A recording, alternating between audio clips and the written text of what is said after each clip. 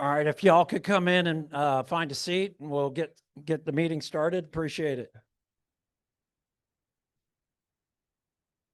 Come on in. I want to thank Mickey and all our team for setting up and getting all this done each week. I also want to thank the city of Stewart. We have some commissioners here, appreciate them, and I appreciate the city hosting us here at these monthly meetings. We really appreciate it. A lot going on this summer, a lot going on right now, so we're interested to kind of get going and get through our agenda. We've got some presentations, but we also have some significant updates and reports that are going to take some time. So I hope you all can kind of stick through and stick with it, and we can get started. What we normally do in order of business is we first have our pledge allegiance to the flag. So you join me, I appreciate it. I pledge allegiance to the flag of the United States of America and to the republic for which it stands, one nation, under God, indivisible, with liberty, justice for all. Thank you all. Be seated. We also have a sign-up sheet clipboard, wherever that is right now, going around. I think Major Bell has it. Be sure you check your organization status and make sure we got the right contact information there. And as well as if you're just in attendance, please give us your name and email contact, and we can keep you informed through our newsletter and so forth. So again, thank you for the commission, city commission, for doing this. Maybe not next month, but the preceding next month, we're going to also introduce the new city attorney, environmental attorney, who starts August 11th, I guess. So we're going to be looking at that in our September meeting. Things to come. I just want to open up with some comments about the fact that we've had some real significant things happening over the period of time, both on a big scale and even up on a local scale. Locally, we've had a lot of major rainfall events over this basin, over our watershed here at the St. Lucie and Indian River Lagoon. So we're seeing some of that impacts as that runoff is coming into the system. And so we just want to bring you up to date that under our water quality report. I also want to recognize that we have our board members. Some are sitting up here, but also in the audience, board members of the coalition. Raise your hand, please. Raise your hand. Thank you, so everybody can see who you are. And if you're a member of the Rivers Coalition member organization, could you raise your hand, and also be sure to sign in on the sign-up sheet that's going around so Mickey can keep attendance. We want to get started right away with some of that roll call, but our presentation today is by Martin County, Amy Eason, who's been with the county for a while and has really a lot of good background in all of this environmental science that we are tuned into. Of course, you've heard from John many times and others at the county, but Amy brings a real good perspective on this topic today. So we wanted to make sure we give her the time, and then we'll have some Q&A right after that, and then move on into our agenda. We also appreciate the presence of the Corps, Water Management District, and others that are here here with us today. So let me introduce Amy Eason. Thank you. Thank you. Thank you so much. You got the presentation up? All right. I'm Amy Eason. I'm the Environmental Resource Engineer for Martin County, and I'm also the Resilient Martin Program Lead. How many here has experienced a hurricane? How many here has experienced road flooding? So you might feel a little bit, whoop, maybe not. Not happening. There we go. Now I'm gonna have to point. All right. So you might feel a little exposed. Well, Martin County has just updated its vulnerability assessment. And as part of a vulnerability assessment, we are measuring the acute shocks and chronic stresses to our people, our infrastructure, or our land uses. So acute shock is that hurricane that we experience. Those chronic stresses are sea level rise, increase in temperature, increase in rainfall. Those are the things that we are analyzing within our vulnerability assessment. And a vulnerability assessment actually includes exposure, which is, are we wet? Sensitivity, how high is that water getting? And how are we adapting? Are we swimming? Are we drowning? What are we doing? So how many of you save money for a rainy day? Well, that is resiliency. So why should we care about a resiliency assessment? Well, a vulnerability assessment. It tells us how resilient our systems are. It actually helps us for emergency situations. It helps us to see where storm surge occurs, how we can adequately plan for those situations. It helps us plan for future projects. It helps us prioritize those projects and land acquisition requests. It also helps us establish policies and codes, and for part of it, it gets us money for projects. So a vulnerability assessment is actually dictated by Florida statute. There are some things that we have to include in those assessments, and that is assessing our critical assets. They're in 4 categories: transportation, critical infrastructure, critical community and emergency facilities, as well as cultural, natural, historical resources. And all those resources and assets are actually assessed or looked at with tidal flooding as a climate threat, storm surge, rainfall, or a combination of those things, because how often have we seen a hurricane come during a high tide and we're experiencing huge amounts of rain? So we have to consider combination flooding as well. We also have to look at projections, and those projections can vary based off of science, and it could be either the NOAA intermediate low projection or the intermediate high projection. So we have to consider that for sea level rise. So as it comes with tidal flooding and exposure, we have to look at a gauge that is closest to us that has the longest record. And for this assessment, we chose the Virginia Key. Now, we have a gauge at Lake Worth Lagoon, and we have one at Trident Station, but it doesn't have the period of record as the Virginia Key one. And you're probably wondering, why am I looking at something so far away from me? Well, I'll tell you that in a moment.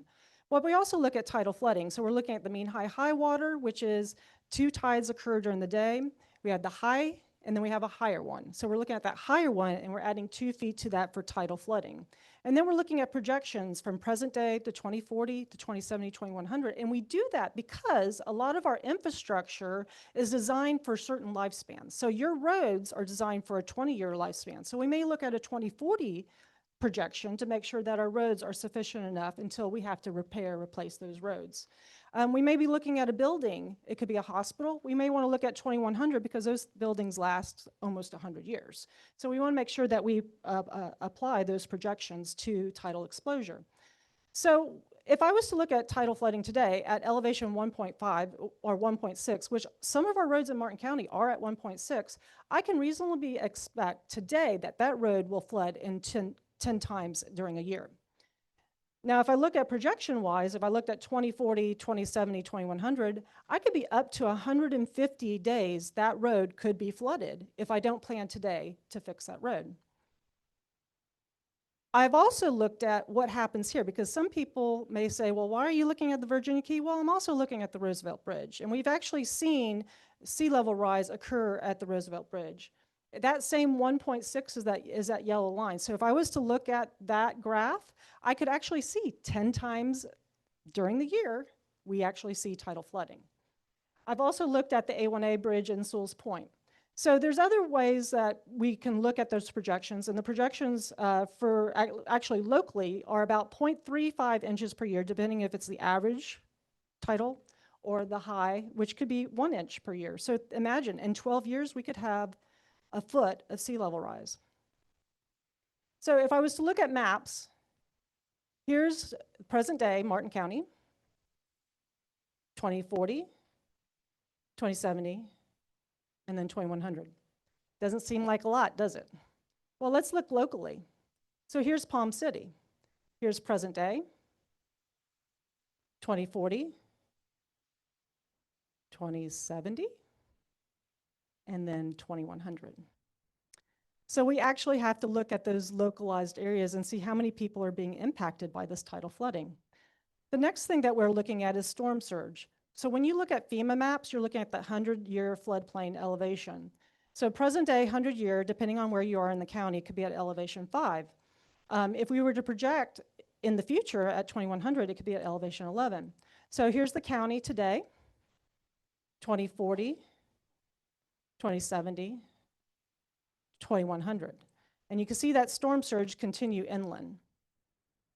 So we also have to look at rainfall. And our assessment for rainfall is very high level. It's basically rain falls on the ground, it gets soaked up by some soil, it may run off by some impervious area. But this is a very high level because in Martin County, we don't have those localized analysis done on our watersheds. So we also look at the rainfall from a 10 years perspective, which our roads are no flooding on a 10-year one day. We look at our drainage system for a 25-year, which is our level of service for major drainage systems. That's about 9 inches. And then we also look at the 100-year. And for a 100-year, we want to make sure our buildings are above that.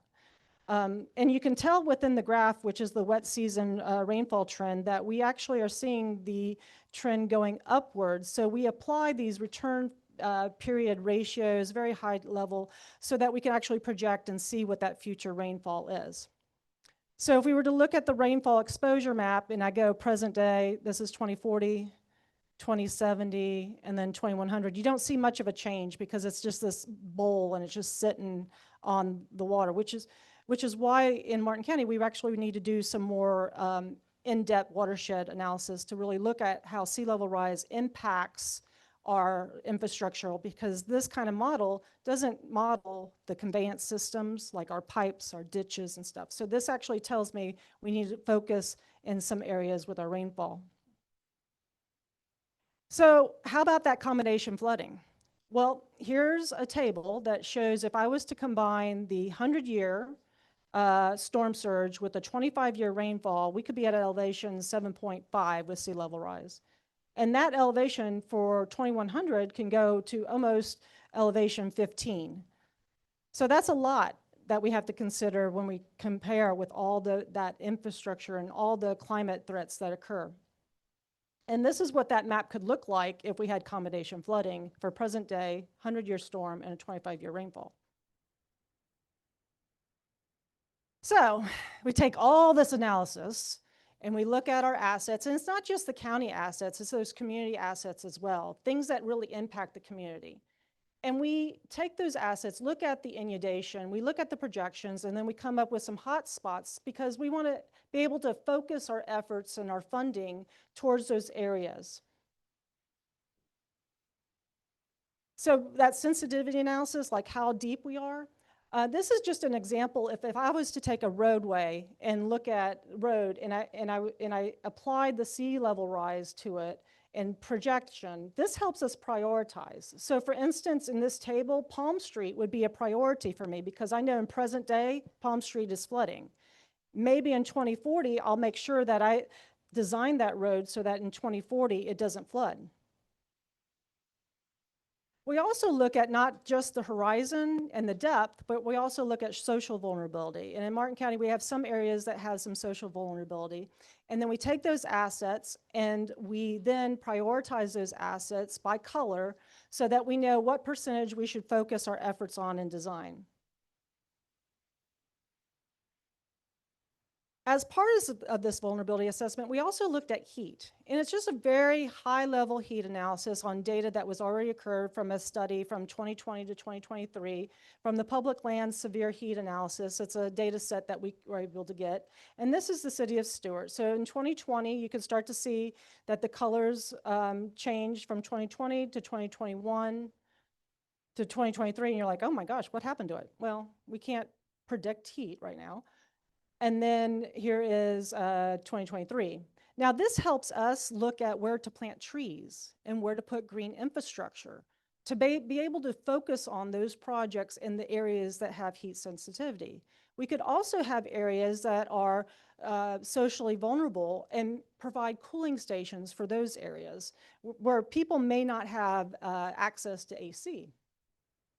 We also looked at a sea level affecting marshes model. Well, this is high level. It actually looks at the land and how it changes over time. So if I was to look at present day, you see a lot of the reds and the maroons, and that's developed land and undeveloped land as well. But over time, as sea level occurs, you start to see that changed into flooded areas. It changes from freshwater to saltwater. And at the end, there's things that we may have to do in the future to protect the land use. Again, a lot of numbers on this table, but this actually supports that we're actually seeing that there's going to be a decrease in swamp and cypress swamp areas, a transition into coastal wetlands because that salt water is going to be coming in, and we're going to see a decrease in mangroves as well. And then we're also going to see regularly flooded marshes. Those will increase, and open water will also increase. Well, what do we do about this? Well, I'm presenting to you on the first phase of this two-phase assessment and analysis, and we need to know how to adapt. And how we can adapt is in 4 ways. We can adapt by, number 1, protection. So if I have a house, maybe I'm building a wall around it, maybe. If I am accommodating, I may be raising my house. I may be raising a road. I may have to retreat. So retreat, maybe the hospital that's on the water probably shouldn't be on the water anymore. Maybe it needs to be more inland. And then 4, avoid building in those areas. What we do know is that if we do a building level adaptation, so if I'm protecting my house and I'm raising my house personally, I'll receive a 4-to-1 benefit just from applying those costs to my house. When it's a community-wide assessment, it's 2-to-1. So adaptation actually pays off. Any adaptation we do will pay off. Some of the themes that had occurred during this assessment, there was 8 different themes. One was we needed to do target resiliency planning. So when I said in the beginning we had this high-level assessment over the land and we need to do something more targeted, this actually helps us focus and target those efforts. We are in the middle of trying to develop an integrated watershed management plan where we can look at sea level rise, we can look at tidal flooding, we can look at regular rainfall flooding, and we can also look at water quality all in once, because often the projects that actually serve those 4 areas actually help all 4 areas in getting grants. So being able to have something in one cohesive plan will have us the ability to not only target and protect our community, but also help us get funding. We also need to look at enhanced shoreline protection, increasing living shorelines, reducing that wave energy that we may get from storm surge. We need to look at infrastructure fortification, whether we need to add more like a wall or a berm or anything like that to infrastructure, or elevating a road. We need to do targeted land use planning, make sure that maybe we keep our nature-based areas alone and we don't develop in those areas. Community engagement and preparedness. Well, thank you very much for being number 5 of my 14 meeting road for the vulnerability assessment. Educating as much people as we can is very important, and also it's very important to get feedback from you. In my consulting days, I did work in Miami Beach, and they didn't do adequate public engagement at the beginning, and people were fighting against it. And if we are able to inform you now, we will be able to get feedback from you on what we should do in the future. Long-term monitoring, I mentioned those gauges. Well, our gauges are short, so maybe we need to make sure that those gauges stay intact so that we can get that long-term monitoring. Modeling, making sure that we use the appropriate modeling in those hotspot areas. And then regional coordination, which we are. We're actually coordinating with South Florida Water Management District on their floodplain level of service. Us and St. Lucie County are coordinating in that effort. So lastly, grants. Yes. Where's the money? Well, Martin County so far has received about $625,000, 100% funding for our planning efforts, which is great. And that's from the Florida Department of Environmental Protection. We've also received money for our infrastructure, and that's a 50-50 grant that we receive 50%. And the 50% shown here is about 11 million. So we've received about 11 million. So this is very important in making sure that our community is resilient and that we're able to get some of this funding. And this is just from Florida Department of Environmental Protection. We've gotten other grants from other areas, but I wanted to focus on this one. We're also doing resilience in action. So if you guys have been around Bathtub Beach, you've seen that beach kind of improved over the past couple of years. And we've actually raised MacArthur Boulevard. So you can see here on the top figure is Tropical Storm Sandy. In the bottom left-hand figure is actually a flooding event that occurred last February that I happened to be driving by. But now the road is raised, and that's the new road there next to it. And then here's our beach renourishment with our dune plantings. You can see the beginning of the wall construction on the left. There's a wall actually underneath that dune to protect the parking lot and the road. And then the one on the right, lower right, is MacArthur Boulevard. So our next steps, as I mentioned, two phases. This is the vulnerability assessment. We're going to submit that to DEP. We're going to include public engagement, which you're number 5 of my 14 meeting roadshow. We're also going to do adaptation planning. I'm in the middle of an adaptation plan right now, and hopefully you'll see me again in the next couple of months to talk about adaptation. And then we're going to do some refined modeling through stormwater master planning. All this actually ties into our community rating system with FEMA for insurance reduction. So I have Melissa in the back with some literature on our flood insurance around here. It also ties in with our local mitigation strategies so that we can get funding when a storm does occur. So next time around, I'm going to be asking how you're adapting to all this. Thank you very much, and I'm here for any questions you may have.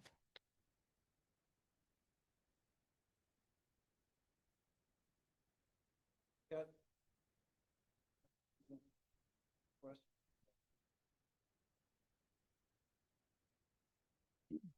Jackie. Thank you. Hello, how you doing, Drew? Good to see everybody. That was a great presentation, by the way. You were really good at that. Oh, well, thank you. Really good. I think I read yesterday that Collier County pulled out of the group, you know, the resiliency group that they've had for such a long time. Palm Beach, what would it be? Broward. Palm Beach, Broward, Monroe, and Miami-Dade are in the Right. Southeast Climate It Compact. was either Collier or Monroe, but I was shocked. And I mean, I think I read it late last night. So, I mean, are there concerns with the state of the world right now and everything in politics? Let's be straight. Is Martin County worried about those grants, about the funding, or do you? Are you getting any difficult feedback on that? So right now, the state is required by the legislation to provide funding for resiliency, for the Resilient Florida Fund grant program. And I think it's 150 million right now is required.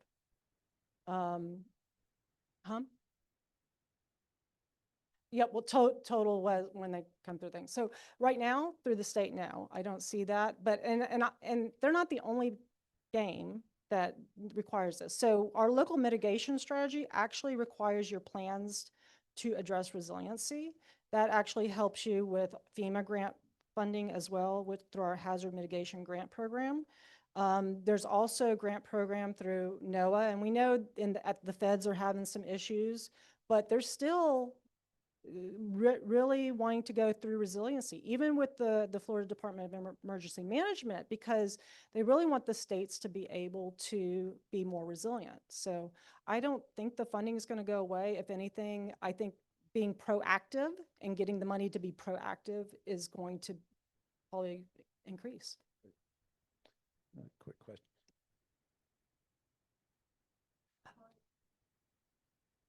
So one thing that could be happening that I know about Monroe County is that they had, I think $660 something billion that they needed to do with roads. That was the estimate in their assessment study, and Monroe County pulled out on a couple of their roads because the residents didn't buy into the adaptation. So they actually had to give some of that money back because the residents didn't want it. So that's why this public engagement is so important. Good morning. I noticed you had Indian Riverside Park on there. Mhm. Is there an ongoing project there? Because I walk there every morning and I see them working out in the water, and I thought that's what they might be doing. Yeah, so there's actually a couple of breakwaters that are being done along with some living shorelines. So that's going to help reduce the erosion that's occurring at the park. Question. Any other questions, thoughts real quick? Yep. I missed the beginning, but it's been predicted that Miami, the city of Miami will be underwater at the end of this century. Where does Stewart fit into that?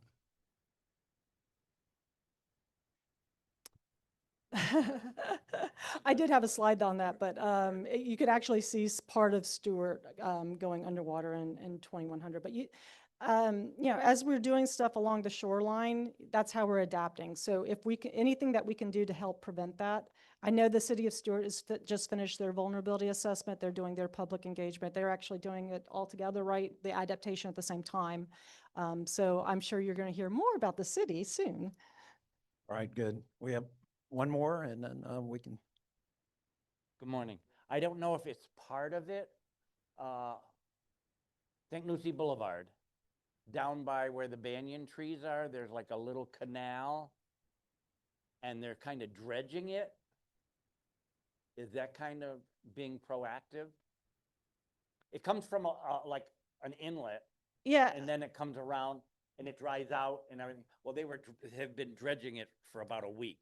I don't know if we're doing anything in Martin County on that, but if they're dredging, okay, well, if they're dredging, they're probably providing more capacity as well as helping with water quality as well.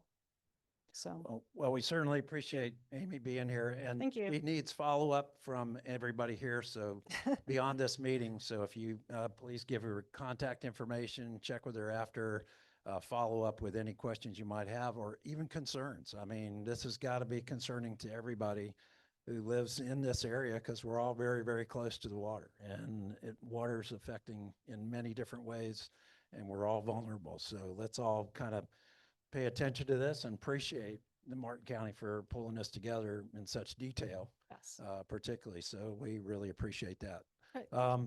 So thank you, Amy, and give it up for that. And we'll move it on. Thank you. So kind of next up, of course, is we're going to our kind of updates from different government agencies in progress. We started with Martin County, but John is here. And John said he had not much to kind of allude to at this point in time, but we appreciate that.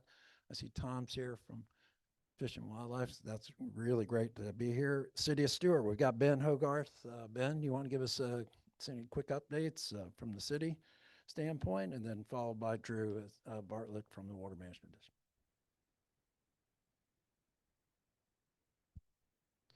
There we go. Yeah, I'll just go out after what Amy said. The city has a vulnerability assessment and an adaptation plan by the end of the year. Hopefully the adaptation plan will be functionally complete. The adaptation plan, I think, is the most important part. From a legislative perspective, that's a lot of what I do in my job, as well as looking at the legislative side of things, whether locally or in Tallahassee. I don't know if everybody knows, but I just remember when I first started giving kind of legislative updates, and this was at a county in North Florida in 2015. What we were seeing back then, and for the whole decade after that, every year between all the cities and the counties in the state of Florida was seeing appropriation requests from all of the different local governments that averaged anywhere between $1 and $2.5 billion every year. And so those infrastructure requests were water projects, and they were tied to septic systems. They could be tied to just wastewater systems, baffle boxes, everything, you name it. But also it tied to coastal erosion projects, dune restoration projects. I mean, the whole 9 yards. But what happened was the legislature had so much coming in request wise, they had to compartmentalize water projects into one ask every year. And finally, I think it was in 2019, they started saying, this is insane. We can't keep doing this at the legislative level. We've got other stuff we need to be doing up here. So they said, okay, DEP, we're going to compartmentalize all of the water projects into one fund. And this was this kind of Resilient Florida program and how it came about. The reason I'm mentioning all of that and why it's important is because you know, even the city of Stewart, we're more of an urban area, so we don't have we do have a coastline, we have, you know, a river around us. But unlike Martin County, which has an immense amount of land that they have to manage and the coastline, you know, our focus is going to be more into the urban area, the neighborhoods that are flooding and a lot of the rainfall. And that's, and I'm drawing that attention because the monies that we would ask the state, you know, for help with, even if it's 50% of a project, which is desperately needed because these costs are just going up over time, we have to go through the same program. So we're competing with cities and counties who are doing coastal erosion programs, which I can't even tell you what those costs are. It's in the millions and tens of millions, and some of them are having to do it every year because of storm. And we're competing with those monies for our neighborhoods, for our flooding. So it's important and imperative for the cities and counties to get this right, because if you don't and you don't follow what the state is requiring, you're not going to be able to get that money. And so the city has made a concerted effort to make sure that our focus is, you know, really on the stormwater side for the most part, because it's where we can make the most difference for our residents. So a lot of the money that we're looking to get into is for infrastructure and really obsolete pipelines that haven't been replaced in decades. And the reality is that if we don't replace those, you know, if we don't have clean drinking water, if we don't have wastewater systems that are up to date, then, you know, obviously water quality in the whole area goes down. I mean, it just has a domino effect. So I'm mentioning all of that because I want everyone to understand that resiliency in the state of Florida, to Tallahassee, to all the decision makers in government top down, isn't just tied to kind of the concerns with sea level rise. This is kind of a ubiquitous problem throughout all of our water management, and your tax dollars are just going to go up over time, and the need for it as these water problems, whether it's drinking potable water or whether it's just the water that's in the way of us trying to live our lives, that's going up, and the costs are going to compound over time if we don't address it sooner than later. It could be 10 times the cost in 10 years, I don't know, but it isn't going to be the same cost as it is today. And so that's why it's so critical in the next 3 to 5 years, we leverage this opportunity the state has given us to take those higher dollars at the state level, wherever they get them from, and use them at a local level to really start to shore up or fix our infrastructure, because it's a heck of a lot better to take, you know, dollars of our money and then take $2 million of the state's money than to take $4 million of our money. So, but I just want to give that perspective out there because, you know, Amy's presentation is great about what we're doing at a local level, but the kind of cloud view of why the state got to this point and why it's requiring cities and counties to do this assessment on kind of really DEP's behalf is essential, because the state legislature could not keep appropriating funds every year. They needed to do a recurring program, let us then kind of all go compete based on really doing the due diligence at the local level. So sorry, I just want to give that kind of legislative perspective, but thank you. Thanks very much, Ben. Appreciate it. City of Stewart, right on the front lines here, so we really appreciate that. Oh, we got. Well, Doug, you raised your hand, so you just needed to, yeah, okay, you got a minute or so. Wait.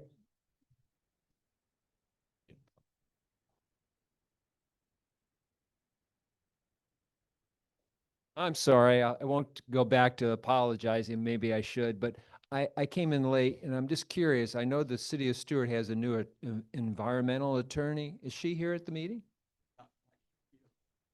Okay. Her Yeah, first- she hasn't started yet, but she'll be starting next month. Yeah, next month, August 11th or Exactly, something. yeah. Yep. In September, yep. We had another quick question over here about city report, city update. Yep. Yeah, I have a comment and a question. You were talking about funding sources, and I just want to mention that last year in the legislative session, the legislature decided to dedicate a funding source from the Seminole Gaming Compact for $100 million every year to go to the Resilient Florida program. This year, unfortunately, that dedicated funding source was repealed. So I just wanted that to be out there for information for this group, since it is such an important source of funding for planning and resiliency. My question is that while you are, both the city and the county, while you're thinking about raising these roads and infrastructure needs, are there ways that we can also incorporate some benefits other than just for flooding mostly thinking about wildlife crossings. A lot of times when you plan for hydrologic connections or stormwater, wastewater, not wastewater, sorry, stormwater, there's an opportunity to build a shelf there. Is that something that the county or the city is considering? Yeah, good question, clear, quick. Yeah, I think that's more of a question for Amy, only Yeah. because they have more, I mean, we don't have a lot of land. I don't think anyone wants any wildlife from Haney Creek crossing anywhere else. We don't have a lot of land, but Amy does. Ha, ha, ha, ha. Ha, ha, No, it is part of the thinking anyways. When you're looking at, like I said, an integrated watershed management plan, you're looking at water quality as well as flood control and sea level rise all together. And a lot of those benefits that help with those problems are nature-based solutions, green infrastructure, more detention, more, storage upstream, because as water flows down, and you're coming, sea level rise is hitting, where's that water going to go? So we have to really think about those as we're looking at adaptation solutions. Good question. We're gonna take more, but going forward, this whole, with Martin County and City of Stewart emphasizing this vulnerability, you think about it on a watershed basis, and I know Amy mentioned about marshes and flooding marshes and other wetland areas. And beyond that, I mean, it's when we're all working on stormwater projects to ameliorate the runoff and treat the water before it goes into the estuaries and stuff, those stormwater projects, all those kind of restoration efforts and things are all vulnerable to all these conditions that are being brought up. So that kind of resilience has to be built in. I mean, you think about the more flooding that we get and the more runoff we get brings more pollution that's into our waterways. So we're going to be seeing those impacts and going to have to kind of assess what's going to happen in that area too. So let's, if we can, I mean, if it's a real critical question, I'll take John and Mike real quick. All American Avenue floods, it becomes a snow crossing. That's true. That's down in Palm City. So I'd say, given the fact that sea levels are rising, given the fact that climate change is accelerating, I think resilience projects are very important. But I would caution in a way rushing through implementing them. I can give you an example. This is me talking from a personal perspective, but from my neighborhood where they took out 80-plus-year-old pine trees in order to accomplish a project that had been in works since 2022. It's important to reassess before you do those projects. The neighborhood, the landowners didn't even know what was happening. So as much as this is a very vital thing, I think going back to what you were saying about the Florida Keys and people rejecting the plans, I think it starts with, we can't rush. Let's have these community meetings like you're trying to go out and do. And yeah, so. Great point, Mike. Appreciate it. All right. It'll be quick. So that's why we do the projections and we do the planning. That's why we do the projections and the planning so that we can come up with a cohesive capital improvement plan that's long-term, and these projects are already planned, and we can monitor the sea level rise to see how fast we need to implement these projects. So that's why this whole time frame is in the plan. We appreciate Martin County and City of Stewart kind of bringing this up. I recognize that we have Martin County Commissioner Sarah Herdson in the room. Appreciate her and the county's interest. Also want to mention here too that we've reached out, and I appreciate our friends at Ballantrae who are members have reached out to the Port St. Lucie, City of Port St. Lucie, and also to St. Lucie County. We've been having them very sporadically kind of come to the meetings once in a while, but we really need to get their attendance as they're part of this watershed all the way up into the Norfolk. So we really need to get their attendance too to kind of give us updates of what's going on. All right, so we're going to move into Water Management District and other state agencies, but we're going to kick it off with Drew Bartlett. I do want to mention we have 2 new governing board members that have come on board recently. You might have heard Tom Hurley from Hope Sound area, and also Robert Spotswood from down the Keys. They're at-large members, so they cover these areas. I've had conversations with both of them, let them know all about Rivers Coalition and what's going on in this neck of the woods and kind of thing, and invited them all to come. They weren't able to attend, but Tom Hurley is online, I believe. He had attended. So I just wanted to recognize it and acknowledge that he is in attendance online this time, but he is planning to come to future meetings and things like that. So turn it over to, yes, real quick.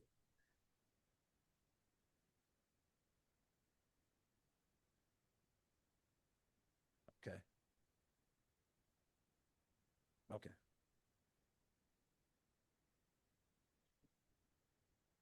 Okay. All right. Yep. Right. And I think Spotswood is down in the Keys. Right. Yep. Okay. Turn it over to Drew. There's a lot going on in the district. The governing board meeting was last in July 10th, about 2 weeks ago, but we'll kind of work over that. You just flip that up. Okay. All right. Thank you, Mark. Yes, Tom Hurley is on listening, and as soon as he is in town, he will be coming to every Rivers Coalition meeting. But right now he's camping with his family. But he wanted to take the time to listen in and start learning and understanding this community. But I've got a slideshow, and it's an update on where we are with our activities at the Water Management District. Todd, I hope it loaded. It's good. Okay. We have High Meg or Gig. I don't know. I'm dating myself. Slideshows because we put movies in them. But the one thing I wanted to lead out with is there's more and more flamingos coming to South Florida. We did spot Mark Cook, who's our aviation biologist. He spotted a flock of over 100 down in Florida Bay. So every year there's more and more flamingos coming to South Florida, which is very exciting because it's a testament to the restoration efforts we're all kind of pulling for when it comes to South Florida ecosystem. So I gave a presentation to the board last meeting about the budget and what we anticipate. So I pulled a lot of stuff from that presentation and added some more from recent events as well. Arrow down.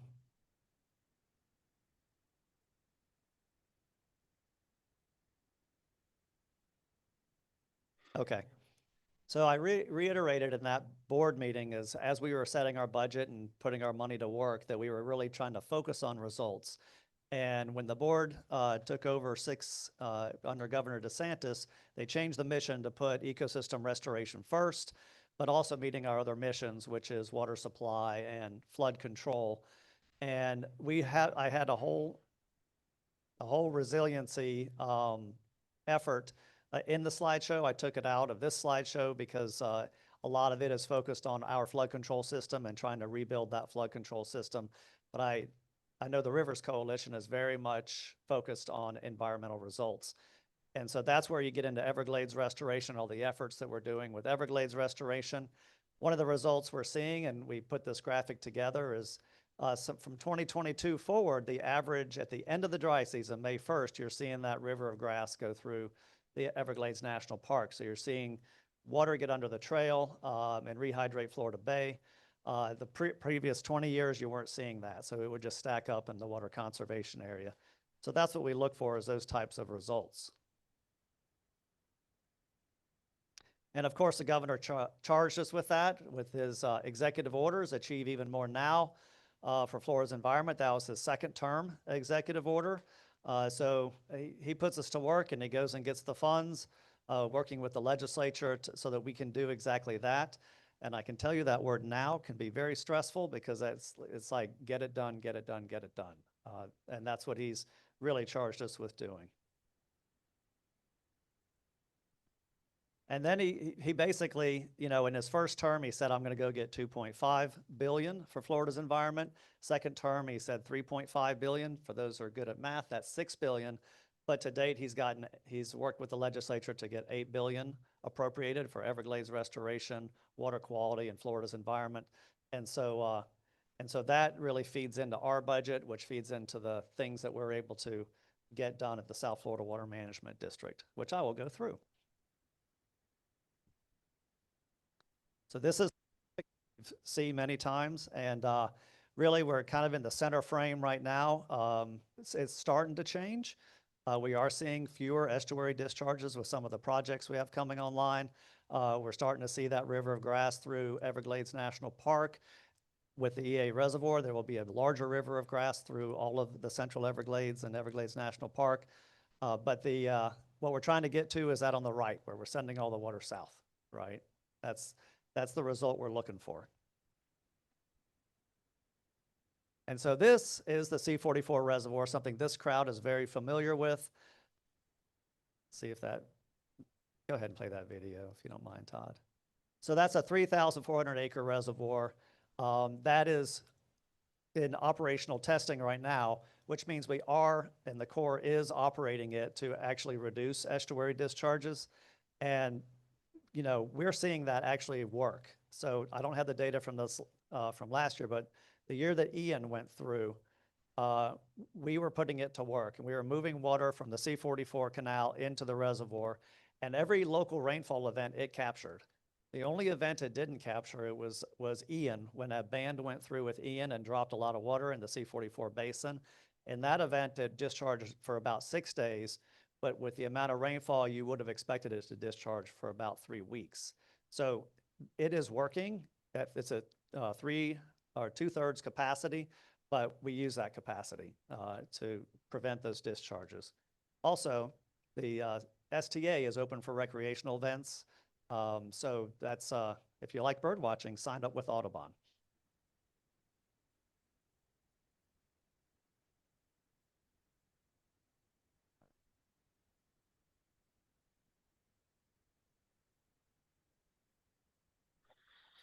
Okay, last week we had a ribbon cutting. I hit the movie if you don't mind. This is the C43 reservoir. We got to the ribbon cutting. This is now online. That is a 10,000 acre reservoir for the entire Caloosahatchee watershed. It's so big that, you know, I use these fun facts when I do these events, but you can fit Florida's 10 largest university campuses inside that reservoir. It's so big. It is, and it can hold 170,000 acre feet of water. But now it was challenging to get built, but now it's built, and we look forward to using that in the future. I know it's bigger, but don't get reservoir envy over on this coast, because there are more reservoirs coming, which I'll get to later.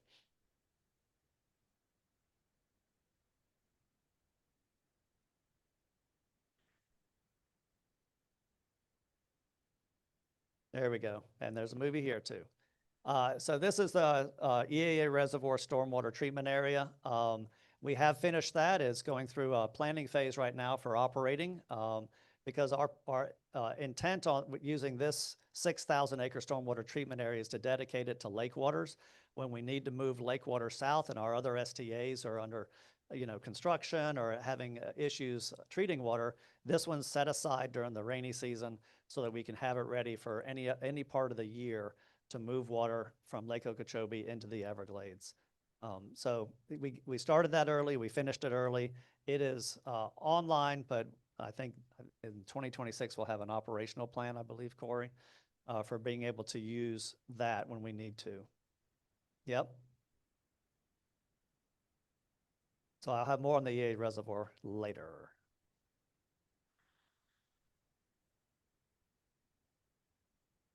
So we also finished last year what we call restoration strategies. And that is a $800+ million project to build additional stormwater treatment areas, storage reservoirs, to basically get 13 projects online to put clean water in the Everglades. That is now operational. We are putting it to work this rainy season and looking at the water quality and monitoring that closely to see the performance of all of these SDAs on putting that clean water in the Everglades. So quite a momentous feat, but it's done, and we'll see how it works. Oh, there's a movie there too. All right, that's good. And then, okay, so you move it into the Everglades, but sometimes the Everglades stacks up and it's too flooded to move it into the Everglades. So you need to uncork Tamiami Trail, which is between the Central Everglades and Everglades National Park. And so the bridging is done, but since we're building an EAA reservoir to put a whole lot more water through there, you need to raise the road so you don't flood the road. And so that road raising is happening right now. It'll be done next year so that we'll have the capacity to move that water even more water underneath, across Tamiami Trail. But the big project also is what we call the Blue Shanty Flowway, which is right in the middle there. I'm going to point. Sorry for the folks online. So basically, right now, all the water kind of goes through one gate right here. But with more structures and a whole flowway, we're going to take out a berm, take out berms, and move water through a wetland flowway to get it under the 2.5 miles. And that'll be a whole lot more capacity to move water rapidly across Tamiami Trail. So we are beginning that construction this year with the 355 West Spillway. And I'll cover more on that a little bit later to really advance that project. And if you ever heard Mr. Bergeron talk at a board meeting, that's the project he talks about. Also to the west of that project, trying to get water out of the Central Everglades, there's additional culverts that we started. This is part of what we call the Western Everglades Restoration Project. And we even started these culverts before it was authorized. But this is the status. There's 3 different culverts on a berm to move water into Big Cypress and across US 41. Those are under construction, and that's the construction status right now. And they'll be done in early 27. And then once you get it into Everglades National Park, let's keep it in Everglades National Park. There's a movie on this one, Todd. And that is putting an underground seepage wall between the communities and Everglades National Park so the water doesn't seep into the communities. And what would happen when we try to put a lot of water through Everglades National Park, it would flood the communities because of seepage. So you need this underground wall, and there you have the Everglades on the right and the community on the left, and you see water and not water. Before the seepage wall, it'd be water and water, right? So it stays in the park and gets down to Florida Bay to keep the salinity balance in Florida Bay. It was one we started and finished within 2.5 years, and it's a very, very effective project.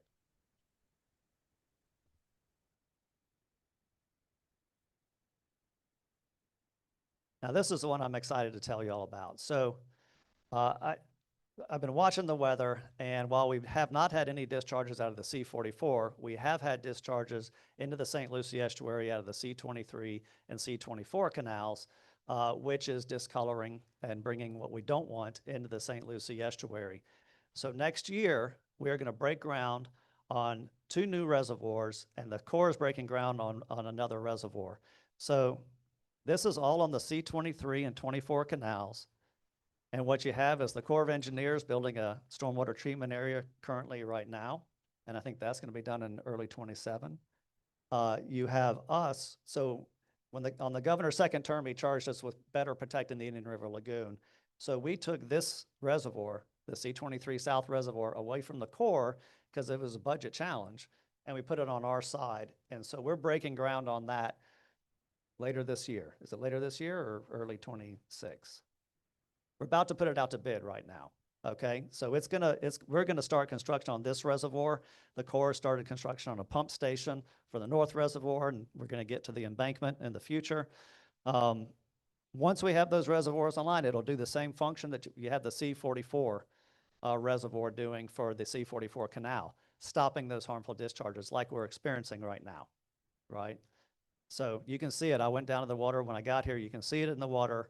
And it'll be a great day when we can actually use those reservoirs to prevent those discharges.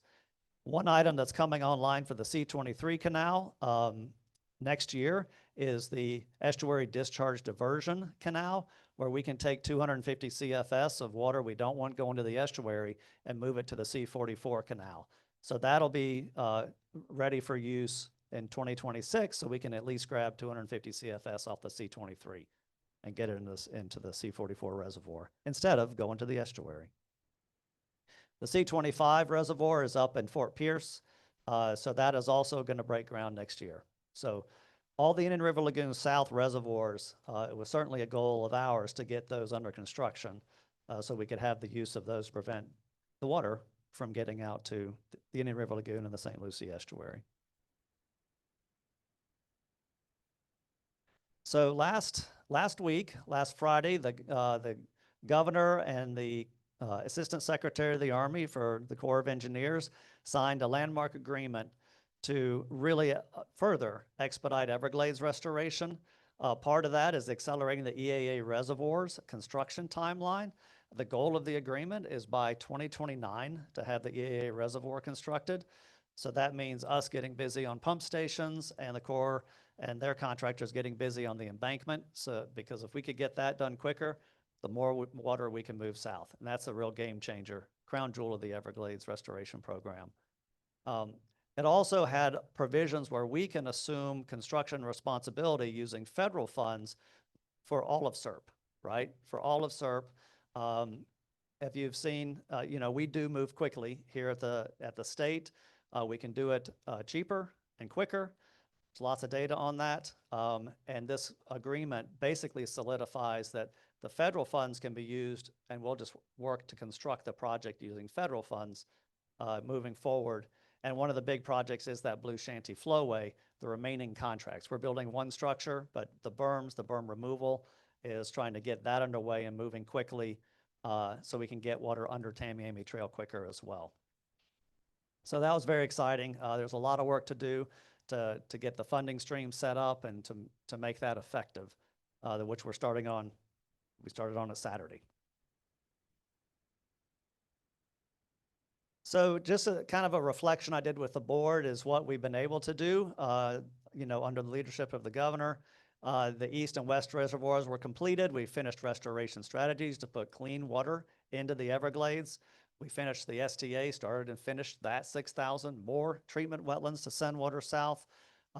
Started and finished that seepage wall, Kissimmee River, cut a ribbon on the full restoration of the Kissimmee River. And then we put online a number of new dispersed water management projects. So a lot has been done, but we're not done. So what else is there? It just really kills my transitions, Todd.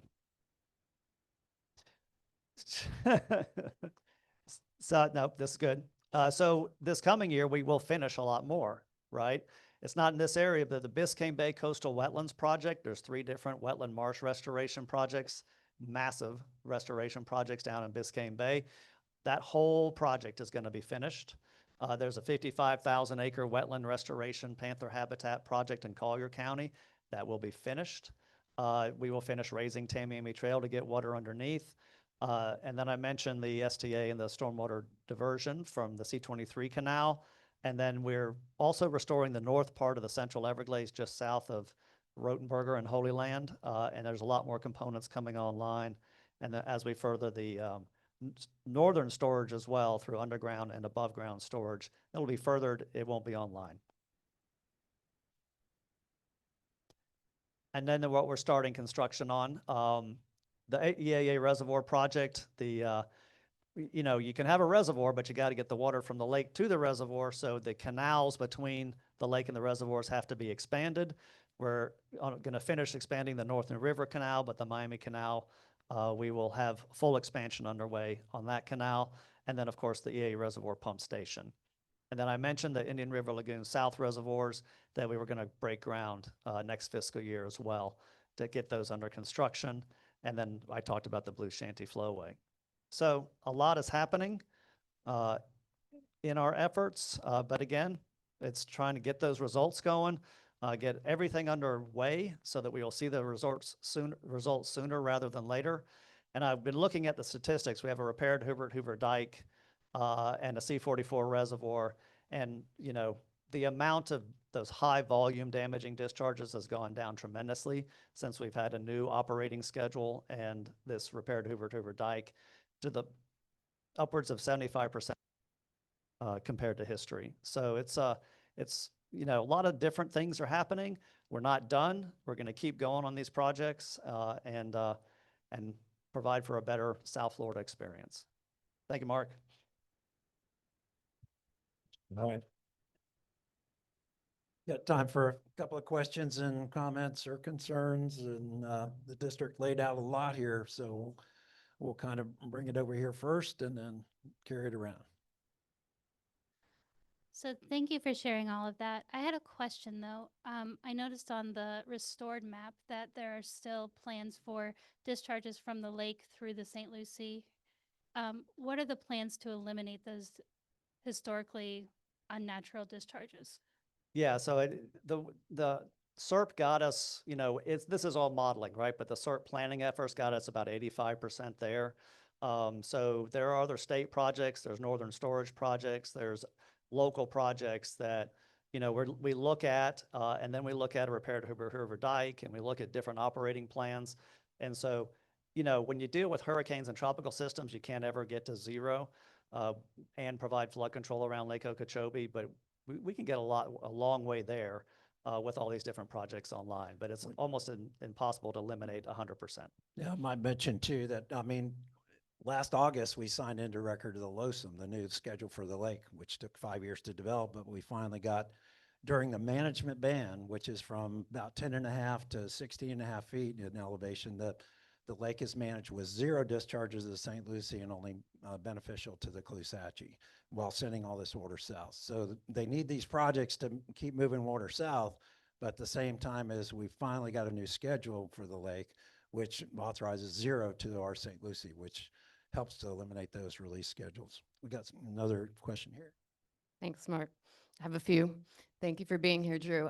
So your presentation does a good job at highlighting some of the progress from the district and the governor's perspective. But just like we discussed, being clear-eyed about planning for threats from climate change earlier, we have to be clear-eyed about planning and addressing threats to Everglades restoration. And I think you said the $8 billion investment from the state. Sure. So there are 2 things happening right now that have a lot of people concerned and wondering where the district stands and how the district as the state sponsor for Everglades restoration is going to address them. So number 1 is the 8,600 acre rock mine, the Southland Rock Mine that was proposed in Palm Beach County. Palm Beach County Commission voted to approve it. I know the district is evaluating whether or not that's going to be a viable water resources project. And unfortunately, the district didn't speak up soon enough about concerns and the county commission approved it. So that's one.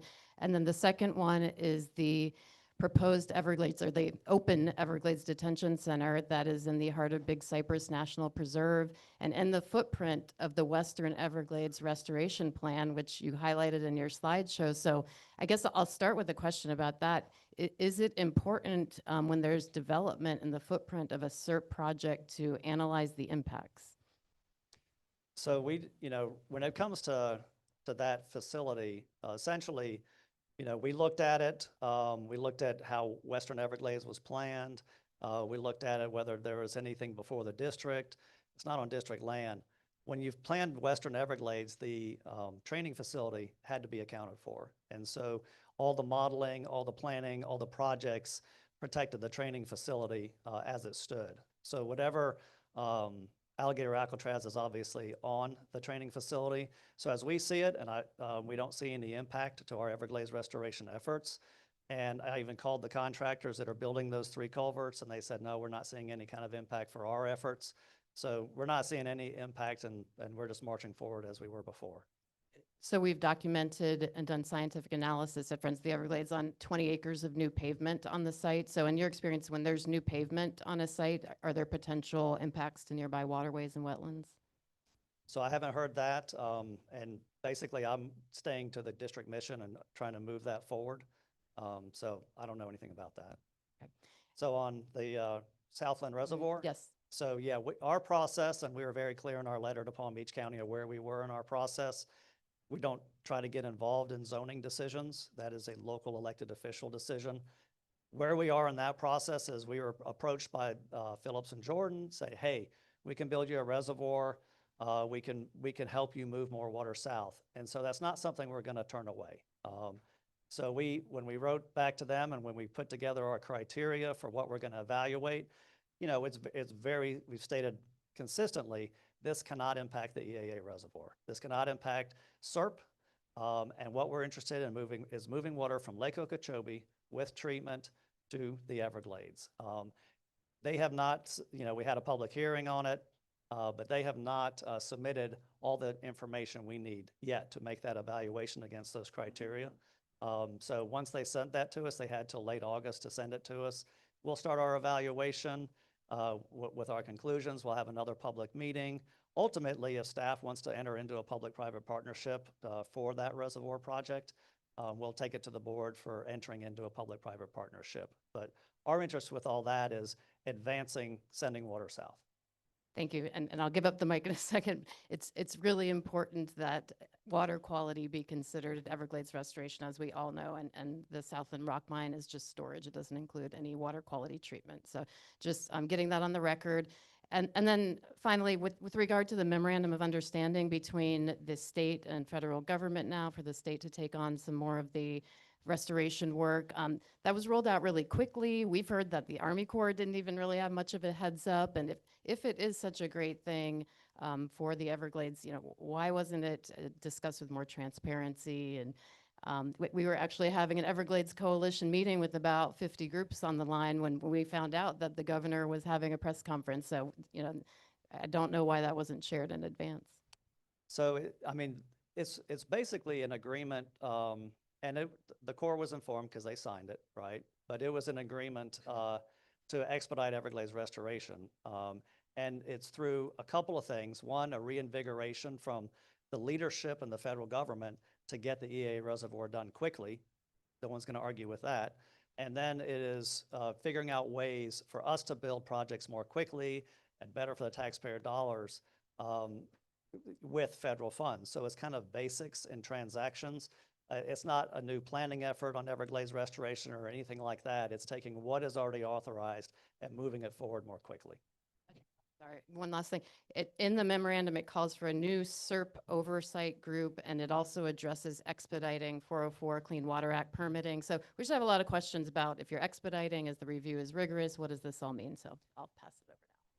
So, yeah, so what we experience, and we experienced this with Western Everglades Restoration, is when you have an executive group monitoring a project and project progress at the Corps of Engineers and at the state, it does move faster. There's a leadership input that moves things along a lot faster. And with respect to 404 permitting, time and again, I'm waiting for a 404 permit for a notice to proceed on an authorized SERP project. And so what we're trying to do is get that process through all the regulatory hurdles that it needs to do, but just get a priority on it so that we're not held up with either signing a contract or moving forward with notice to proceed with a contractor to build an authorized project.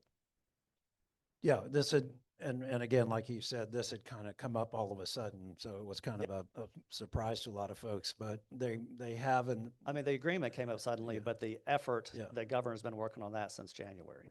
But the state and the Corps basically work together under, project partnership agreements, and all during SERP and from the very beginning, when the district wants to take out certain components of a project and the Corps does other components of a project, they go into this project partnership agreement, which is very similar, but in this case, it's outlining that expediting all these kind of things, which, as again iterated, it might have a little concern on how expedited you go to usurp any kind of regulatory authority or any kind of. No, there's no, and you cannot use this MOA to usurp regulatory authority. Great. This is just about prioritizing funding and getting things done quicker that are authorized, have been through the planning process.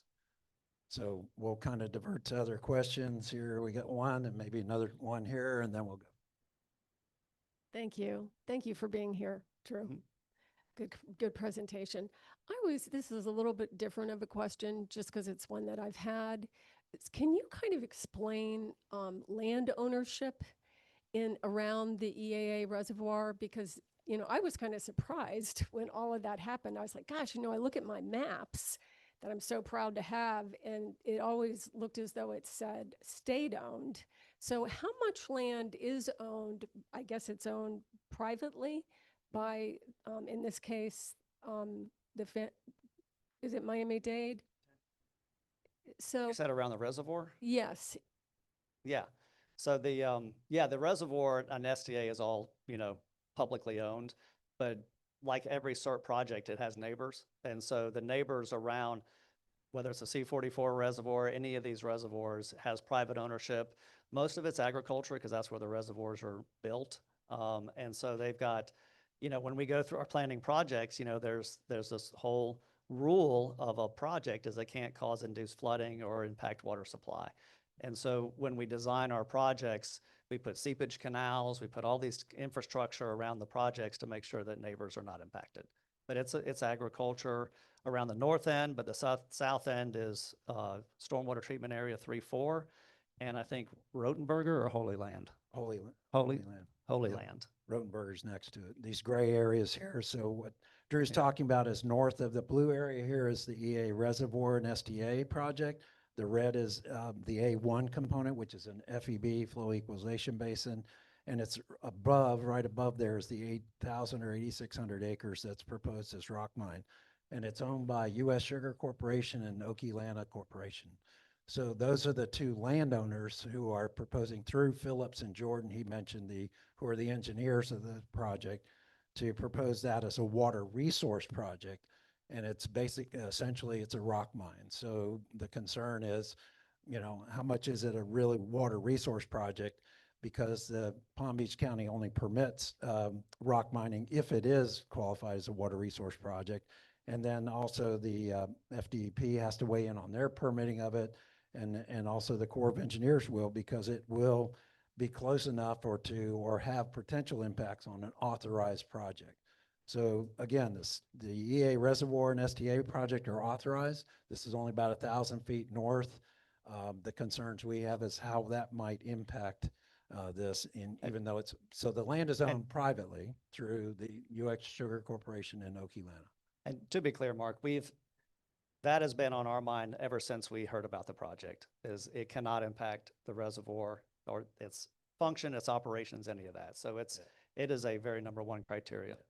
Our whole push on this is that we want this whole area, the EAA, right from year 2000, 25 years ago, when the comprehensive plan was passed, we said we need to really buy back that EAA and have it turned back into Everglades. And we've done that through these STAs, all the yellow areas you see here. The district and the state has bought those areas back and basically turned them into marsh, shallow marsh STAs, stormwater treatment areas, in order to store the water and then treat it through the marshes before it can go to the Everglades. So any water from the lake that goes through or the basin runoff has to go through the STAs and has to have that water treatment component. So that's really important. We may have one more question, but while I'm walking over there, Drew, question about the C43. We were over there for the groundbreaking, great big reservoir, you can see it. But again, the treatment, here at C44, we have the STAs next to it, which are functioning and really good. What about treatment over there at C43? So we did a whole group exercise with the local governments and on the West Coast to figure out how to do treatment in that reservoir. We didn't have enough land to do STA treatment, so we're doing in-reservoir treatment using a coagulant. And I think that was for two benefits. One, it does remove both nitrogen and phosphorus very well in that basin. And secondary, we don't want a big algae bloom happening inside the reservoir because then it kind of might get trapped. So we're trying to make sure that it's clean going in the reservoir, actually. Drew, Joe Giulio, Lake Hey, Joe. Okeechobee Restoration Initiative. Lori's concern is that the borrow pit that is proposed to be built on the agricultural land will not be able to store Lake Okeechobee water because you're in the Biscayne aquifer, and therefore, as soon as the hole is dug, the surrounding water will flow into it, and it will never be able to store Lake Okeechobee water. Has that been considered in the permit process? Yeah, absolutely. And that is another primary criteria. It's got to be able to store water, right? So the company represents, we haven't seen the data or information yet, that it's a unique geology in that specific area. Much like the L8 flow equalization basin that we use, it's a below ground reservoir that has a unique geology. But they'll have to prove it up to us. They've mentioned seepage barrier walls, things like that. So that's going to be something we have to evaluate. Hi, Greg Gardner. I'm a former board member of Surfrider Foundation. I'm not going to use the ridiculous nickname that people came up for this place down south, but I just want to say that there's a lawyer in Fort Pierce who hasn't seen her clients in 4 weeks. 4 of them. They're dumping sewage on the ground within 1,000 feet of where the Miccosukee live. This is in America's most endangered national park. And I would hope that perhaps this board could see a resolution. You know, we support the people over in Fort Myers. This is in the Everglades, to come out against this thing, at least until it's properly permitted and vetted, because I don't think we've seen any of that. And let's stop calling it that ridiculous nickname. Call it what it is, Guantanamo Glades. And I know you're not going to like the sound of that, and that was not our finest hour, but what's going on down there is not okay in so many different respects. So I was just hoping that the coalition could discuss that and maybe come out. Thank you. Thanks, sir. Yeah. All right, Yep. over to Corey. All right, we're going to move on to our Corps of Engineers report. Thank you. Thanks for Drew again. All right, good afternoon. Major. So I just want to clarify some statements that were made. So the Assistant Secretary of the Army for Civil Works signed the agreement, not the Corps of Engineers. There's a clear distinction. There's a Department of the Army, there's what's called COCOMs, combat commands. There's a hierarchy, right? So from a military perspective, an authority line. I work as a DRU, direct reporting unit, for the Corps of Engineers, who's a direct report to the Army. So just to clarify some of the authorities, the PDAS signed the memorandum, not the Corps of Engineers. But just want to clarify that technicality. Sorry about that, Mr. Burley. But and then we're talking about topics that I'm really not prepared to speak on, but I will try my best because I was trying to focus in on the basin stuff here. But anyway, I'll try to answer those because I imagine there'll be questions directed to us about some other things as well. But for the C-23, I'm going to start before we get into Eye of Lake O, Mr. Thurlow. I'm going to talk construction projects. C-23-24 STAs. We are 83% complete on that project, and we anticipate the completion to be next summer. The original completion date was earlier this fall, but that has now slipped to the right. The C-23-24 North Reservoir Pump Station, which is currently under us right now, we are mobilized and doing clearing and grubbing operations out there right now, so we're underway on that moving forward. The C-44 seepage management feature, so that is the 100 plus relief wells that we have for that. So that investigations are complete. Those samples are at the lab to complete that design for those features. And that is anticipated to be awarded in summer of 27. And then with an anticipated completion date of 2030, I would just say that that's anticipated, right? So we may run into construction delays and challenges out there that's going to push it. And then you still have OT&P on top of that. So just realize when we complete those features, it's not going to be completely done from 100%, turn the keys over to South Florida. We got to do some more testing and things with that. Just while we're on that, Major, could you clarify that can be used? I mean, Drew iterated that point. Correct. That Yes, the sir. reservoir and the STAs can be used up to a certain level or certain point. That is correct. Which has Yes, been sir. done. So currently the C-44 is at 2.39 feet in reservoir. The total operational height we will take it up is to 10 feet. The original design capacity is 15 feet. But when you bring it up, when we're doing our testing, so we, have life safety, healthy requirements from a dam safety perspective. As we were bringing it up to 10 feet and just up to 11 feet, we started to see what's called seepage in a seepage canal. And what this does is cause a maintenance issue for mowers and things to keep those areas clean and maintained. So what we did was we released the operational limit to 10 feet until we can resolve the geological feature that's underground that you can't see with the karst photography. That's the relief wells solution is what we've determined is the best way forward. And we have to do these what's called investigations. These are just drillings, well drillings to see what the geology looks like in these areas before we invest into putting in those relief well systems.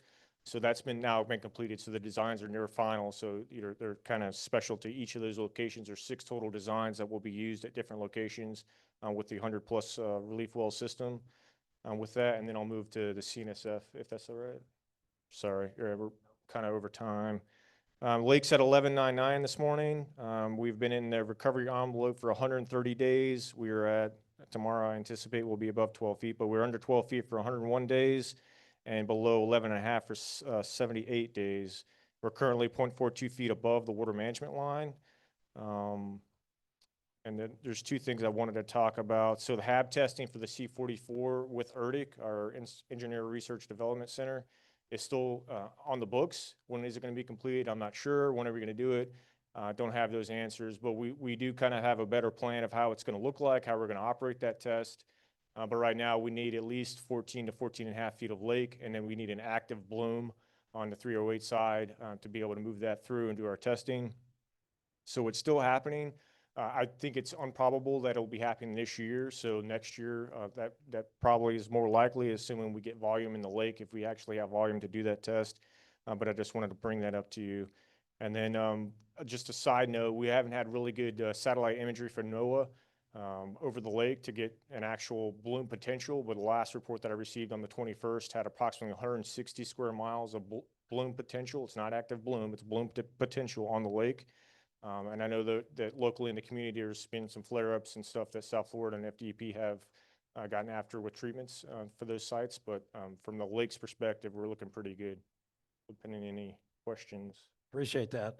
Just on that, the treatment testing and everything for that peroxide testing treatment that you're going to do, we kind of real concerned here about any kind of testing physically you're going to do just to artificially have these releases with toxic algae blooms to this estuary and everything. So hopefully you can accomplish that by modeling it at other canals or other situations. So that's our input to that right now. That's a great question. So because the lake elevation's not up there yet, but even if it gets up there and you begin to look at testing, yep. you got to. So Mr. Bartlett and I and Colonel Bowman have asked our ERDIC team if we could use a different canal, if we could use a different area, because we've done testing on C-43. Can we move that testing? And unfortunately, there's two different tests it's being done together. They need a bigger space, so that's why they've chosen the C-44 and the S-308 structure specifically to set up all their equipment. And there's just not another location to be able to do that. So that's one of the challenges with all this equipment that they have to bring on site to execute it. But I can rest assured you that when we go into operation, we'll have about a 6 to 8 week notice. Colonel Bowman said he would be here and talk to the Rivers Coalition group about the testing so that we can have that. We have a whole strategic comms plan that we're going to be rolling out on public engagements and getting people's feedback and providing information to everyone so everyone can understand what we're doing. And we'll also have the commander here as well. Okay, we're real concerned about the river. Well, thank you very much, Colonel. Appreciate it, Major General. Thank you. Major. All right. Thank you. Kind of moving on to, is Paul Gray on the line? Todd, is Paul able to give us an update on the lake? No. Paul's out today. Paul's sick today? Paul's not on today? Yeah, Paul's out today. Oh, okay. Did you want to report? Who was that? Oh, Caitlin Newcamp. Caitlin, you have any update on the lake? All we can say is I know that at the district meeting weeks ago, they talked about the recovery. You heard the major talk about recovery operations. You remember they stopped those releases in April, and then we were able to see a spawning happening. So we're looking at now that slow rise in the lake, which helps for the recovery of the SAV. And from what we've seen from the district data and the Corps and other data is that it is starting to come back. And I did talk to Paul Gray before, and that kind of recovery is happening too. Where that feedback's coming from, but it's not up here. So anyway, all right. So that's kind of a good thing, getting it down and recovering. And a big question to this group last time was, well, are we going to have to go into this every year, this recovery phase? And the concerns are not unless the lake gets drowned for long periods of time over again. So of course, that's part of the plan is to try to get into, we want the health of the lake to be there, but at the same time, we don't want these releases to the estuaries just for this kind of recovery phase year after year after year. So we aren't doing that. Getting into state and federal legislation and things, I'll turn it over to Eve and she can bring us up to date on it. I'm just going to give one brief update. I know that many of us within the Rivers Coalition have paid attention to the sugar protections that the federal government grants to the industry. So the last time, before the last couple of weeks, the last time the sugar program was voted on by Congress was 2018, and there was an increase back then. And the Farm Bill has been extended 1 year after another. Normally it's voted on every 5 years. until the so-called Big Beautiful Bill was passed just a week or so ago. And that included the largest handouts to the sugar industry in modern history. So the sugar loan rate went up about 20%. That's a price floor. So it's the reason all of us pay twice the world market price of sugar at the grocery store. And of course, there's a direct relation to the ability to acquire land for restoration, like Mark was talking about. When that value of the crop is inflated, the value of the land is inflated, and it affects our environment here in Florida. And it's not just environmentalists who think this way. There's actually an editorial in the Wall Street Journal yesterday about this. The headline was "Trump, Coke, and the Sugar Cartel." Yeah, and I'm just going to read a short part of it. They said, "It's classic protectionism. The government gives concentrated benefits to sugar producers. The costs are borne by everybody, but they are diffuse.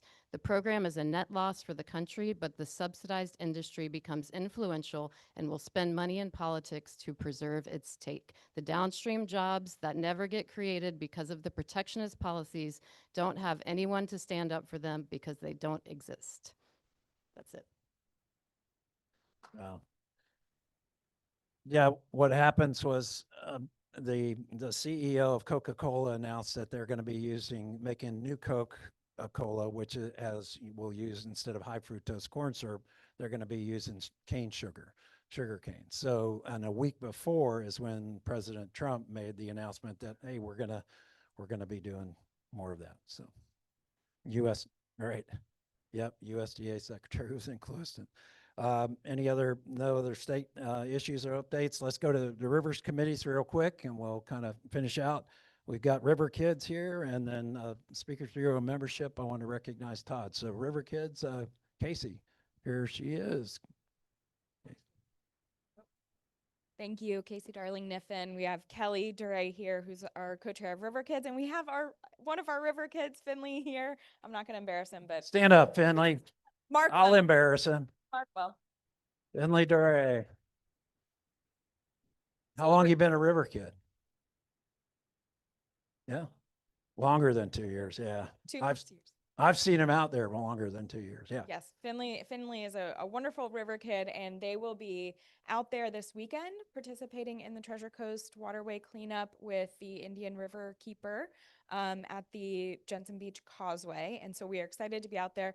My River Kids are enjoying summer, and as are hopefully all of the other River Kids enjoying some of the better water conditions we have right now.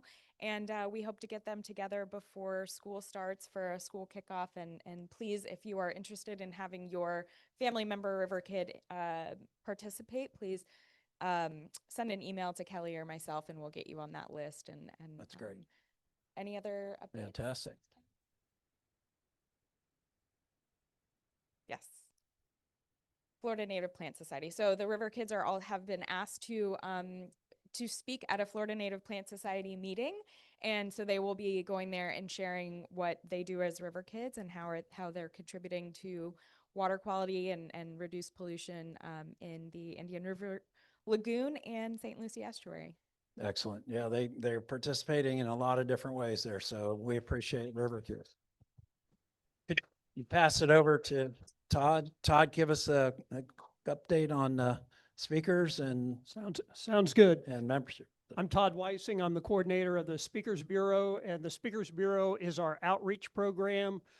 Go to the website and request a speaker. We'd be happy to come out.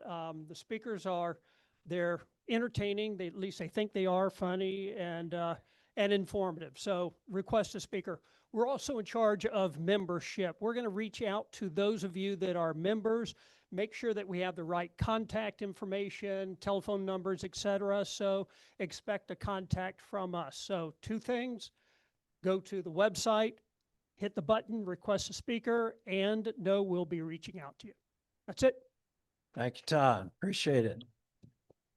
All right, we're going to move quickly into local issues in the estuary water quality stuff. If you could bring up our water quality report for this past week, and also you can go to the next slide, or I can do it. There we go. Yeah, so that's the, as you can see, it's not such a good quality. Basically, starting back in the beginning of the month on this, about 7th or the 9th of July, we had a lot of rainfall beginning to come in the local basin. As Drew Bartlett mentioned earlier, a lot of that runoff and basin runoff is coming into the canals and C-23, 24, and all is coming down into the estuary. So we're seeing some poor conditions. You can go to the next slide. And then this is kind of our annualized report. And you can see that kind of middle section of the blue releases. When we had Lake Okeechobee releases, then we were trying to get the lake down, obviously, for recover. And it kind of degraded some of the water quality, but then it's bounced back up back in May and June, just in time for spawning season, which was good. But then you can see that dip right at the end on the far right side. And that's the concern we have is, you know, we've got to stop these releases. And that kind of goes right into something else I wanted to cover real quick on, if you can go to that, my slides, Nikki, on the, yeah, if you have any questions, you can do our QR code or go to our website and check that out. But if you haven't, that's the ones, yeah. So I want to briefly talk about BMAPs. And everybody goes, what's BMAPs? All these acronyms. It's the Basin Management Action Plans, okay? And we start off, if you can just do the slide program on that, and I'll tell you change slide. Basically, we kind of start out talking about, as Drew mentioned, about these large kind of projects that are all over the South Basin. Can you go to slide program? Okay. There we go. There we go. So those are all the 68 components, the original year 2000, all those that are being implemented. There's about 75 projects and so forth that are then under the works that are subcomponents of these. 22 billion in concerns, and we're not done. We still have the integrated delivery schedule, which we're going. Go to the next slide, please. So kind of focusing in on area, there are two components out of those 68 that were here. You've heard them mention the C-44 reservoir and STA. That's down basically here. You can kind of see the C-44 project and the STAs next to it, and about 6,000 acres of stormwater treatment areas. That water comes out, goes from the basin into the reservoir, stored in the STAs, and comes back into the system. The other STAs and reservoirs you hear about is C-23, 24, both north and south, these reservoirs and the STA, and those feed back into the North Fork through 10 Mile Creek in the North Fork of the St. Lucie, right? So 10 Mile Creek is a project that's been on for a long time, and it's a smaller reservoir and stormwater treatment areas around there that kind of has already been around for a while to help treat the road before it goes through the Gordy Road structure and into lake. But we've had releases coming out of C-25 into the Indian River, and a lot of basin releases coming into C-24 and 23 coming into the North Fork, and that's what's causing our kind of low water quality now. Next slide, please. Next slide. This is all the components of doing the, there we go. So there's Northern Everglades watersheds and Southern Everglades. Southern Everglades we're very familiar with, south of the lake, all the way down to the Keys. But the Northern Everglades is one I talk about. These are three areas of the Lake Okeechobee watershed. This is about 2.5 million acres around the Kissimmee Valley. And as you know, the elevation here about 50, 60 feet above sea level. It all kind of flows south to the lake. Then the Caloosahatchee and the St. Lucie. Next slide. So in 2016, the legislature combined these three watersheds into kind of what they call the Northern Everglades and Estuaries Protection Plan. And they're kind of run and monitored by the three agencies, the Water Management District, Florida DEP, and Florida Department of Agriculture and Consumer Services. So those three agencies kind of run that program. The responsibilities are developing a basin management action plan to help have projects in the watersheds to help stop the pollution from runoff into the watershed. The district is in charge of monitoring of those. And then the FDACS is in charge of implementing best management practices through all the agricultural interests. Next slide, real quick. And so just recently, in June, all three of these basin management action plans were updated, right?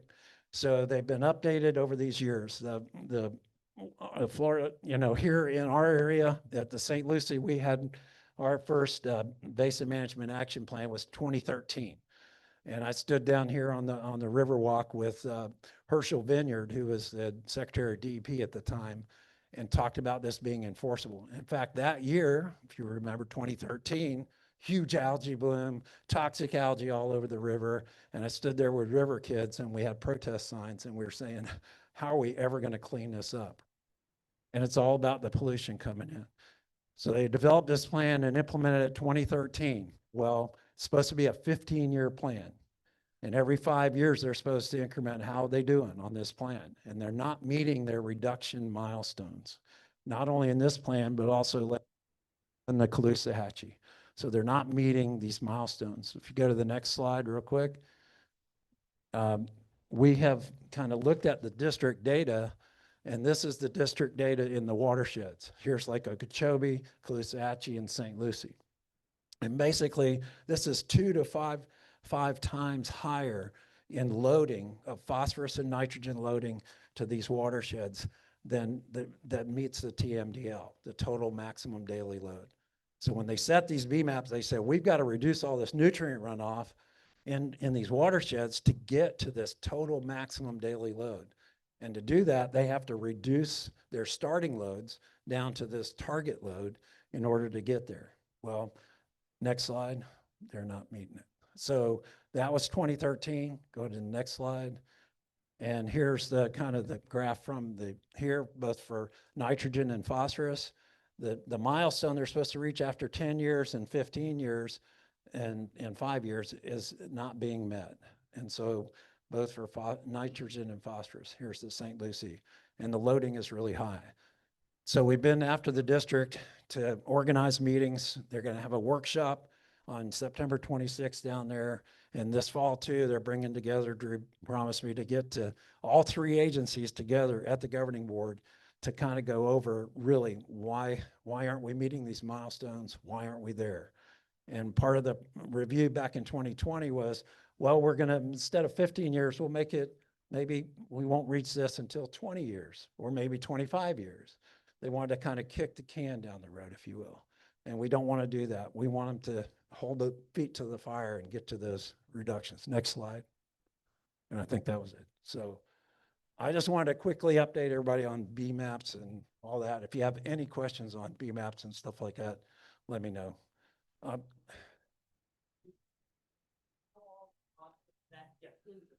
Well, if you can see there are 22 stakeholders that are outlined in the reductions that need to be done, 22, including the cities, the counties, everybody who has connection to the waters. The big one at the top is agriculture.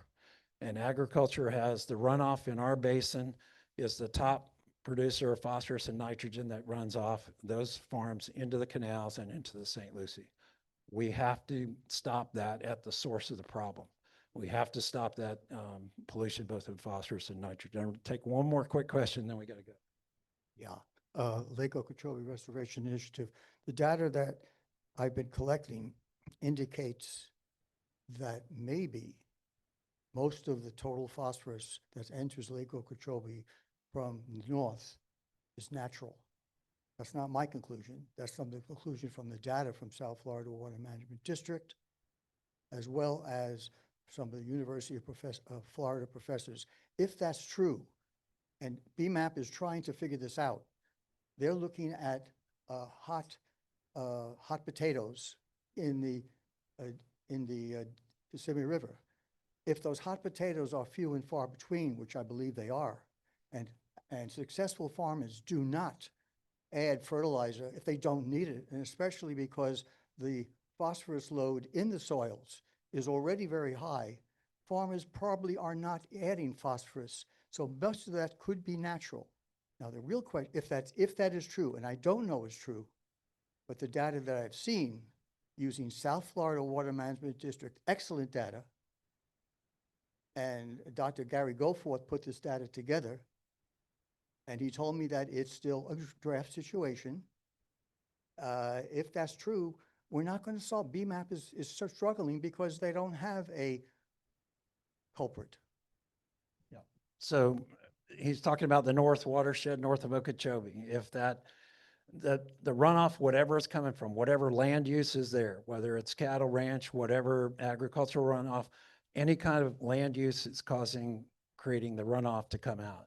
If the natural flow into there is still there, what's part of BMAP are the regional projects you've been hearing about. Okay, the reservoirs and STAs and the components are big regional projects, which are also a component of the BMAP to try to reduce that phosphorus and nitrogen loading. The problem is those calculations that say, hey, we'll build this project. It'll take so many pounds and tons of nitrogen out, so many tons of phosphorus. What we're seeing in the data that the district's producing is it's not working so far. And we need to, really get down to the gritty about where those hot spots are, where some of those areas are. And BMAP is kind of attempting to do that. They address the whole idea of septic tanks and those kind of issues. Only about 13% of the nitrogen loading in this watershed would come from our 46,000 septic tanks in this watershed. Okay, so it's not all septic tanks and septic loading. They are addressing that. County's very good about addressing that and others, but the big regional projects are going to help with that.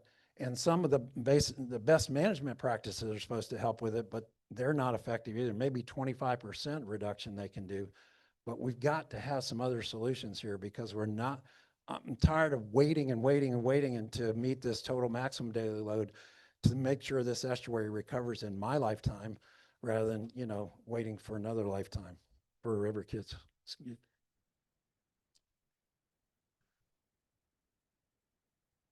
Sure, they produce about half of the 18, for nitrogen, it's about 1,800 metric tons. They produce about half of that. So there's some other land uses that produce more, but I think it's like almost 68% or something like. Yeah. Now, yeah. So what we did is we reduced a lot of, and all the other loadings, all those other 20 some odd are very small compared to ag. Ag is at the top. Okay. So we have to address that. But the other, the loadings coming into the system, have to be addressed. I mean, for instance, Lake Okeechobee, all that watershed, supposed to only, the TMDL is down at 105 metric tons a year. We're getting about 598 metric tons a year on an average. That just shows, I said 2 to 5 times higher than what the loading should be is coming in. So we got to be careful about that. You got any seagrass kind of updates, Todd? Don't really, but we can take time. I'm sorry I took so much time, but you got any other concern? Sure, go ahead. All right, I'll be fast because I'm late for a meeting myself. Share my screen. And I'm just going to go over a couple things for, what this is so you all can go home and do your homework and educate more on this, because I didn't, growing up here my whole life, I didn't know anything about this in 2015. And since I joined this group, this is how you learn this stuff. And that's the most important part of being able to make an impact. So as we were discussing, the lake's at 12.03. I was looking back, ironically, so let's go to the graph, live graph here. This is that recovery envelope that we've been in. And you see on 4/26/2025, we were dipping down below 11.5. That was at one of our meetings. We were kind of saying, hey, we're going below 11.5 today. And then today, I think we're going above 12. We've been bumping up above 12, but these were the goals of the recovery operations, to get the lake below 12 feet for 90 days. I'm counting 99. Just came down here. I'll check my numbers, but I think it's going to maybe stop at 99, 77 days, and the goal was 60. And so you see the slope right now at the end. This little dot right here is where the lake's at, and it's, if we stay on this projection, we'll ride right up the middle of the envelope. But little rain will change that fast. What else do we want to see? Oh, so yeah, as Mr. Bartlett was saying, we did get it. This is the new salinity graph I put on the website because the other one broke. And it's also in that banner up there. But the St. Lucie, the top water salinity is below 10, and that's when it starts stressing out the oysters and stuff like that. Are you all able to see that on the screen? Yeah. And so this tells you that the 7-day moving average has been below that number for 6.6 days, counting days in 15-minute increments, and the one-day moving average. Go down here and you can see where that's coming from. This is from the district. This is their graph, and these are the inflows right here. So you can see right there, what day is that? July 16th. You know, you had about over 2,000 CFS coming into the St. Lucie River. That was not coming from the lake. That was coming from our canals. Where's that coming from? Let's go to the map real quick. Doing this with one hand here. See if I can go up a level. All right. You get zoom out of the way and show some canals. So this is where that's coming from. Yeah, this is the C44 canal. You see S80 right here closed. These gates right here, and you can see them right now as we speak, they're dumping into the St. Lucie River right now as we speak, about 1,300 CFS coming into the river. That's the collective. When it's the big arrow like that, that's all. Yeah, these arrows get bigger as the water gets bigger. And so you can see there's a lot of water coming into the lake from northwest right now. Up there in, you know, northwest, we got 4,000 CFS. We got to move fast. 'Cause All we're right. 1 o'clock. I want to just show you one thing right here, the satellite imagery of what that looks like when it's coming into the river.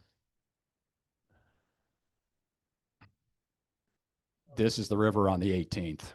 Okay, looks bad. Yeah, this is what it looked like just a couple of days ago. Well, that's not, okay.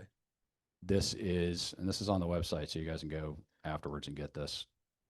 This is the St. Lucie Inlet on the 18th, so you can see the river coming out, the big plume out in the Big ocean. plume, yep. Yeah, this is what it looked like just a couple of days ago. Oh. So, you know, little local rainfall makes a big difference. And Jackie and I had traded old newspaper articles from the 1950s when they were digging those canals that I just showed you, how we kind of got the short end of the stick. And there were supposed to be projects up there. There were supposed to be, you know, reservoirs in the 50s. And so that's what Mr.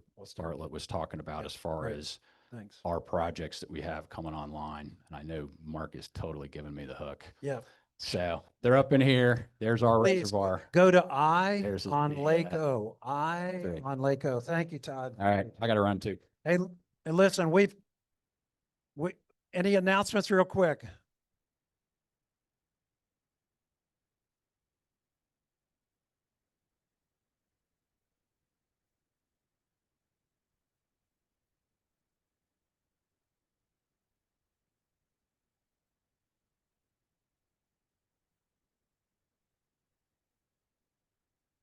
About toxic algae bloom, you mean? So there were some samples taken at Canal Point in the lake that rated at about 53 micrograms per liter in toxin. Anything above 8 micrograms per liter by the EPA standard is harmful. So 53 was harmful down there near Canal Point. It's now dissipated. The other sampling they did in the canal at S308 was at 1.6. They have other sampling that there's pending, but anything above 8 is, they take a sample, it takes about a couple of days before they post the results on. So we all are keeping a daily eye on the algae bloom samples, as the algae blooms are critical. Keep an eye. If you observe an algae bloom anywhere in the system, even out in the lake, please call and report it so that DEP can go take sampling and we can get it posted up there, and we can all be aware of that. Avoid algae too, and wear a mask if you're around it, because it can be airborne and you can really get long-term effects. Please report anything. We got the Church Coast Waterways cleanup happening on Saturday. Participate in that and any other events that are coming up. Check with Mickey. We've got to get out and get another meeting started at 1 o'clock. Thank you.